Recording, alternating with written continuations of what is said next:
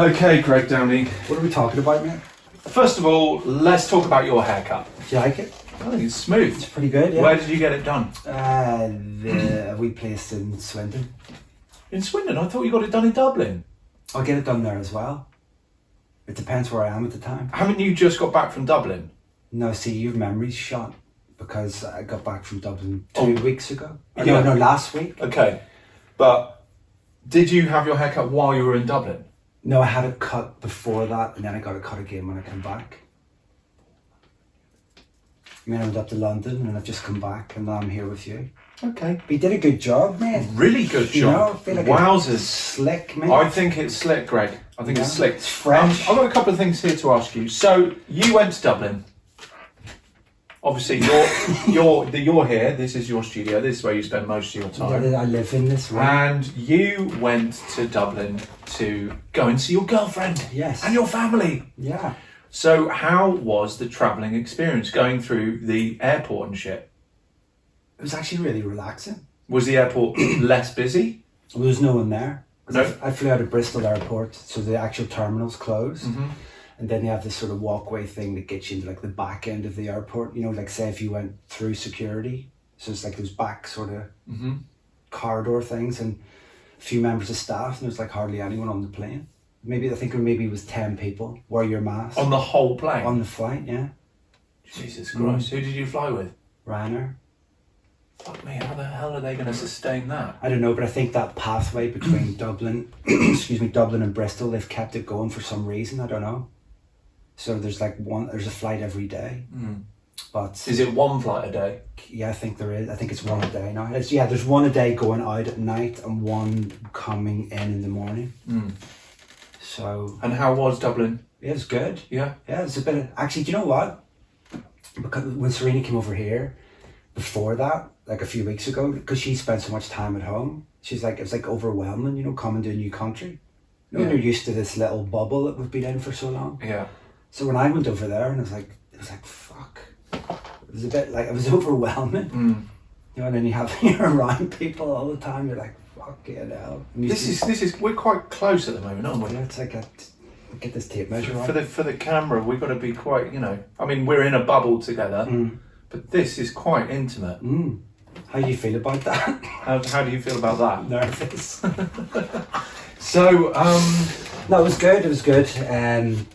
Good to get out of the, you know, just by yourself every single day. Yourself? I spoke to James, my booking agent, yesterday, and from the conversation I had with him, there are a couple of places in the world that are now starting to open up a little bit for gigs. But there are a lot of places which are now extending the period of not opening up. And it looks like, and this is my own conclusions drawn from that conversation, it looks like we are probably not going to be touring, other than the odd one-off gig here and there, tokens, properly touring until probably February next year. Now, lockdown started in March. I think February's, I think that would be lucky. Well, but let's put it this way. The amount of time that we aren't going to gig is going to be over a year. Yeah, 100%. How do you feel about that? I've accepted it. All I've been thinking about is day in, day out what I'm doing, what I'm creating, the music that I'm doing, and I can't control when that's going to happen again. So as long as I can keep myself positive and sticking to what I want to do, eventually that's going to shift. Oh fucking man! And then I wish I had your. I had no choice. Yeah, I know. There's no choice, but I tell you what, it's not stopped me from being fucking pissed off about it. Me too, but there's nothing I can do about it. No, I know. So if I have a choice, right? Do I want to keep creating and doing what I'm doing and building steps forward, being positive, or do I want to sit here fucking hating my life? No. Look. I'm not going to go into some deep depression where I stop doing everything. It's not like that. But at the same time, I can't help feeling incredibly frustrated when my opinion is that sick people, old people, people with any kind of underlying health issues should stay at home, and the rest of the world should go back to normal in every capacity, including clubs, festivals, everything. Fucking theatres, cinemas, everyone just go back out. And if you're worried about it, stay the fuck at home. Oh, but John, this is going to, cause the spread of the virus even further. Well, a few different points on that. Number one, hopefully, the things we're reading about in the press this week about them nearly having a vaccine or getting close to having a vaccine, hopefully that's true. Yeah. But number two, there's a strong possibility everyone in the world's going to get this virus anyway. Very strong. Yeah, in some capacity. At some point or another, I suspect everyone in the world will have this virus. And how many people of the people that died, the statistics of all the people that died, how many people of those would have fucking died anyway within the 18 months had this virus not been here? But also people who are dying of things that have nothing to do with it. Or that's the point I'm making. But there's other types of deaths which, if they have any link with COVID, then that's what they died of. Of course, but that's the exact point I'm making. Yeah, exactly. If you had an underlying health problem, you're old, or whatever it was, and you would have been dead in 18 months anyway, but you died from COVID-19, it's another statistic. Yeah, no, for but sure. I'd like to know, out of this number of people that have died from the coronavirus, how many of them would have died anyway? Obviously, that's a number you can never fucking be told, but it would be nice to know. Yeah, of course. Because if people knew that statistic, surely at some stage, it's almost like, yes, people's lives matter. Yes, it's really important to keep everyone safe. Yes, I totally get that, right? But it's almost like you get to the stage where the politicians and government have their own political careers and longevity to think about. Yeah. And therefore, they're not able to take the risk. Well, look what's going on in Finland. Look what's going on in Helsinki. Yeah, there's other countries. They're back to everything as normal. Yeah, they're operating. And they're just like working on the basis of, okay, there's people are going to be critical with what Sweden did and what other, but their economies aren't going to be as fucked as ours. Yeah, for sure. Look how many people are now unemployed. Look how many people are absolutely fucked. And people in Ireland who have friends, they're going nuts over there as well, because they feel, apparently now they've said you have to wear a mask when you go anywhere and stuff, and their people are going nuts about it. Yeah. Because they just feel like, they're becoming like robots. Yeah. Well, 26th of this month, 26th of July, is from the 26th of July, it's the law to wear a mask in this country in any shop you go in. Okay, all right, it's similar then. Yeah. And I've a couple of guys I know, they were talking about, say if there was a mandatory vaccine came in, a lot of people I know, they're saying fucking no way would they take it. It's just like why not? Because they just feel like they're, I don't know, getting sort of, what's the word, just sort of contained into this system, which they think it's all bullshit anyway. Well, I know it's not all bullshit. If they've been self-isolating during this period, then they've been fucking contained by it anyway. No, of course, but I don't know, who's to say with these vaccines? I don't know, they're just thinking there's no way they would get a vaccine when they're healthy people. Yeah. And they don't feel they should even be locked in like you're saying. They'd be happy to be out and about. So he said if a mandatory vaccine came in, like no way would they take it. Well, the one interesting thing that I think has come out of this is the almost complete abolition of a cash economy. Yeah. Like now, there's so many places you go to where they won't accept cash. You have to use your card. I mean, I think that was one of the conspiracy theories when this first thing started. For sure. Because obviously, if you eradicate cash, you cannot have cash. No. You then get rid of a lot of fraud, criminals, drug dealers. Yeah. I mean, a lot of drug dealers now work with PayPal. Pay them on PayPal. I'm not speaking from personal. This is what I understand from my research. Obviously, I researched before all of these. So recently you went and got your lugs seen to down with doctors. Yeah. Or hospital, was it? Yeah. So basically, let me tell you the story from the beginning. About, I don't know how long ago it was. It must have been 7-8 years ago. I was with a load of friends and the kids and Anita and the kids, 3 or 4 different families. We were all at Wilderness Festival.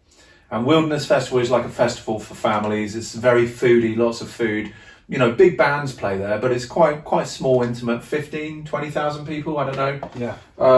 And it's in this beautiful Oxfordshire countryside location, and there's, big lake where people are fucking skinny dipping. There's all kinds of crazy shit that goes on there. That's why you were there. Well, no, I was good. The point is, it's a great festival to go to with kids. It doesn't ever get so hectic that you're like, fuck me, you got to keep it. The kids can kind of run riot a little bit. Yeah. So we were there, and one afternoon I had this real problem in my ear. It was really annoying me, and it was itchy, and I kind of got a little bit smashed, and I was lying there in the sun drinking beers and stuff. I was like, oh, fucking honest, if only I had something. And I was looking, and on the ground I saw a matchstick. You put it in your ear? And it was baking hot day, so the ground was dry as a bone. Right. But this matchstick had probably been trodden on by 10,000 people. Here's some coronavirus hygiene for you. What not to do? I picked up this matchstick and I thought, perfect. I put it in my ear and I was just going, oh my God, that's amazing. It just went round and round and round for so long that it made my ear bleed, and it was red raw, right? So then I was like, oh, what are you doing, John? Throw it away, right? The following weekend, I took Anita and the kids to Centre Parks. Yeah. Now, when you go into the swimming pool at Centre Parks with a red raw ear, right? That's a swimming pool that 100,000 people piss in, a month. At least everyone takes multiple pisses in there. No one gets out. Of course not. I just piss in here. Oh my God. Right? So suddenly I went on, and suddenly my ear was like, oh fuck. Number one, it's blocked with water because it's so swollen inside and raw. And number two, it was really painful. So anyway, we got home from Centre Parks, and I was like going out of my mind trying to get this water out. It wouldn't come out, and it was itchy and painful, and it was clearly infected. Yeah. But anyway, so I went to the pharmacist and I said, "What have you got to make an ear clear?" And she said, "Do you think it's a build-up of wax?" And I said, "Yeah, potentially." So she gave me, what's it called, Optex or some fucking shit that you put in your ear. It's chemicals, right? And it burns the wax. Yeah. But obviously my ear was red raw from the stick shit I'd given it. So I was lying on the sofa, and it went drip, drip, drip in my ear. It's on fire. And suddenly my whole head just exploded, right? And Anita and the kids had to move out for 2 days because I was just pacing up and down, smashing doors down, losing my fucking mind over this.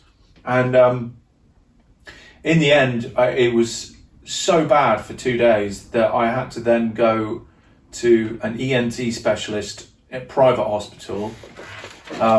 Because no fucking way was I going to wait for an appointment with the NHS. I had to go there and then. Yeah. And I went and saw this amazing doctor who I've seen a couple of times since, called Dr. Gupta, and he was fucking phenomenal. He said to me, look, he saw everything in the ear. I told him the full story. I didn't leave any details out. And he said, right, your ear has muscles in it that almost work like a snake, snake's muscles, and they push the wax that your ear naturally creates to stop gunk going down into your ear canal.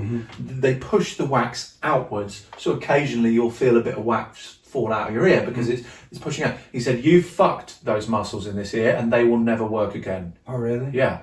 He said that what you've done to this ear has caused a trauma that has stopped those muscles working, and they will never work again.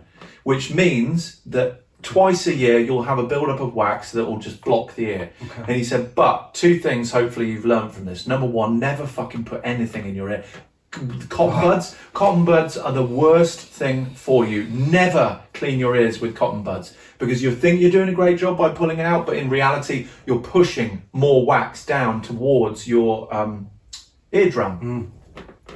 So he said, I'm going to introduce you to this procedure called microsuction, which is basically when they put a small vacuum cleaner in your ear, and then they're looking at you with like a ginormous telescope, and they vacuum clean all the wax out. Yeah. And every time this thing gets so much wax in it that it stops sucking, they put it in this thing of water, and it sucks the water through, which clears the tube, and then you see the wax going down the tube, and it's fucking vile how much they pull out. Was there loads? Loads. So he cleaned it all out. He gave me antibiotics for the infection, which was really bad. And he said, there you go, it'll be sorted, but you'll probably need to come back once every 6 months when this happens. And also never, ever, ever get that ear wet. At all? Ever. So I mean, you can't go swimming? Well, you've seen me. When we go swimming in the river, I always put a thing in it. Yeah, it's like a sort of squidgy wax thing that you put in and you push it so that it's watertight. I put that in whenever I go swimming in that ear because it's just not worth it. Yeah, of course. It just blocks straight away. But when I first had the procedure done, it was 250 quid, and now it's 80 quid to get both ears done. Is that it? Yeah. So I've had it done 3 times in that hospital. I've had it done in Los Angeles when I was touring in America. It blocked while I was in America for 2 weeks. So I just went to an ENT specialist in San Anselmo, just outside San Francisco, and had it done. Really straightforward, $70 done. And then I had it done in Dubai twice. And now I just had it done in a different hospital here in Basingstoke. And fuck, man. The thing is, when I go and get it done, they obviously do the other ear as well, so that they're both equal. Because when you're working in the studio, you have to have everything pristine. Yeah. And Jesus Christ, when you come out, It's ridiculous. it's insane. This is 2 weeks ago I had it done, I think, and then I came out of the hospital, and I was walking across the car park, and the car park had high tree line on the side, and there was a guy who dropped his keys. He had a big bunch of keys and he dropped them. And the chilling from his keys just reflected off thing. It was so pristine and clear. And I got back into the studio. For the first 24 hours, it's a little bit disconcerting because you can hear every minuscule top, high frequency, every, So, but then once you get accustomed to it, it's like, holy shit, it sounded like I was trying to make music and trying to mix music with fingers in my ears before. It's bullshit. So, I mean, you can hear now. Yeah, mate. Yeah. I went to get my ears tested once because I thought this one was a bit muffled. And he looked in both ears. He said it didn't have any wax in them. But he said this one, he thinks I have like a little bit of fluid behind the eardrum, which you can never get out. Yeah. I was like, well, I can feel it in there. Like if I go to, it's like a fizzing sort of. Does it pop or? No, it's like a fizzy sort of feeling here. Yeah. So this one is slightly more muffled than this one, just slightly. But then I went and got a proper hearing test before, because I got those things for the gloves. Yeah. I got those made. They said my hearing's almost perfect. But this one, I think maybe it's from using headphones or whatever. But then I'm wondering, would that suction thing fix that? But he said he couldn't see any wax in my ear. What'd you say? Okay, can you not hear me? What?